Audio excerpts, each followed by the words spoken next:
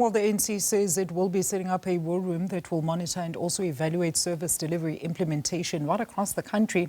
The party's leadership has been deliberating over the last 2 days on what actually needs to be done in order to fix local government, amongst other issues. The war room will then focus on issues of improving access to water, building and maintaining infrastructure, roads, as well as dealing with load reduction. For more, let's take you live to Boksburg with senior political reporter Natasha Phiri, who's live to us, of course, from the ANC's NEC Lekgotla. Natasha, it's good to have you with us on Sunday. So today's day 2 of the ANC's Lekgotla. I'm wondering, are there any discussions pertaining to how the party plans to better perform and allocate the right people at local government? As we heard, in fact, as we head into these all-important local government elections, the president has spoken at great lengths about his members having to do better at delivering services. Good afternoon to you.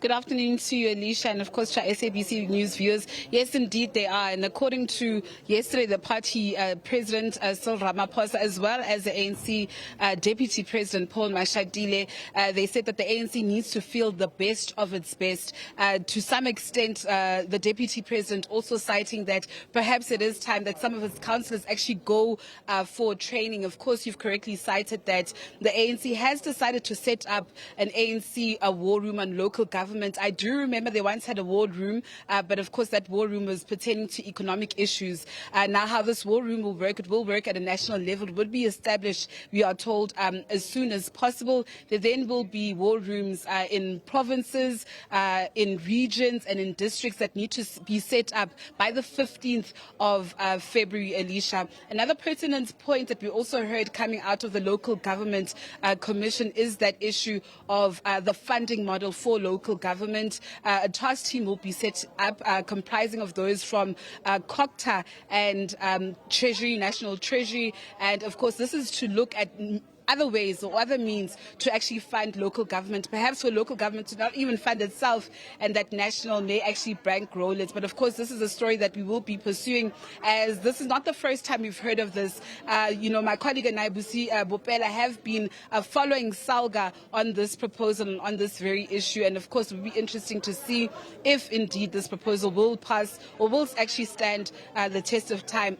And after that, we saw a briefing on ANC peace and stability, crime and corruption. And of course, I think first and foremost, one of the pertinent points that actually came out there was ANC NEC member Lindiwe Ntshali, who also doubles up as the Deputy Minister of Correctional Services. And of course, she came out condemning the city of Tshwane's failed attempt to disconnect power at the Hoshimampuru prison, saying that this may be Nasipi Moya pulling a stunt, a political stunt. She said that this could actually, threaten the peace, not even peace and stability, Alicia, but of course security in the city of Tshwane. As you know, that that prison is a C-Max, prison. Other issues that came up is the redoubling of the efforts of dealing with crime and corruption across the country. We've been seeing, Alicia, those recent spate of killings in Boysens, in Attridgeville, in the Eastern Cape, at the Cape Flats.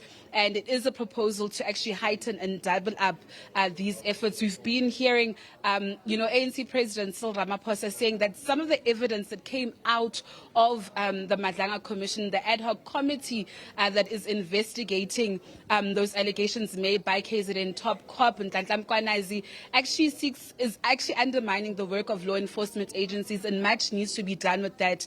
We heard Kasa Matale, I beg your pardon, saying that, there needs to be much more, and the evidence that comes out of both the Madlanga Commission and the ad hoc committee should be used to reset the policing or the criminal justice system. But just to throw things forward, earlier on, just crossing to our sister stations, I did promise that we would have somebody from the ad hoc committee that is investigating those allegations by the KZN top cop, and we've got the chairperson of the committee himself, Mr. Soviet Lekgotla, is also an ANC NEC member. Thank you so much for joining us at SABC News. Yes, good afternoon to you and your viewers. I think apart from issues of crime and corruption and the inputs made here at the Commission, let's just talk about the work of the committee. What do you expect this week?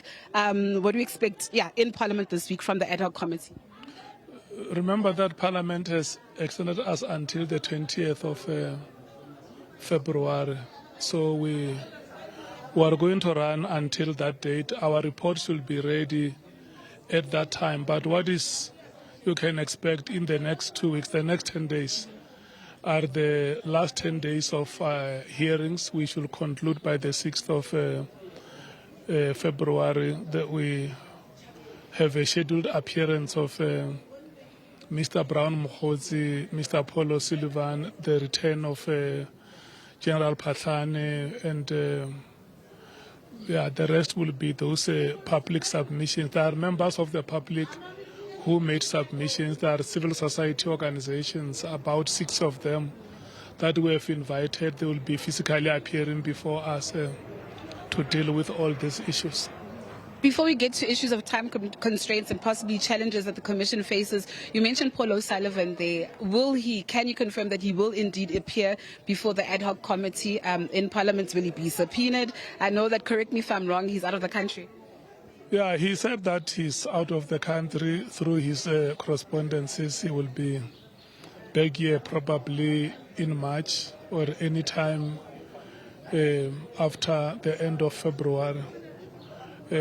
Last week, the last correspondence that he wrote to us, he committed that he really wants to appear before the committee on the days that have been suggested. I think the only sticky matter is that he says it may not be possible for him to appear physically. He will prefer a virtual appearance for security reasons that he was citing. Of course, those are matters that those who deal with security at the level of Parliament can make assessment of those and advise the committee appropriately. But look, there are also concerns that the committee has expressed where, for instance, it goes to cast aspersions on members of Parliament, going to an extent of saying this is a criminal parliament. There are some members who he identified as people who are aiding some element that may be conspiring to murder him. But you know, one other point which is a point of irritation. So when he says, no, even if I appear virtually, I won't recognize certain members. He mentioned those parties that he says he won't recognize them. For sure, you know, when witnesses appear before the committee, when we do the administration of oath, we refer them to provisions in the Powers, Immunities and Privileges Act of 2004. In particular, reference the provision that says any witness that appears before a committee of Parliament or a House of Parliament shall be expected to answer questions fully and satisfactorily, for as long as those questions have been lawfully put to him. But other than that, when we interact with Mr. Paul O'Sullivan, we are not partisan. We are a committee of Parliament. So if he could have the courage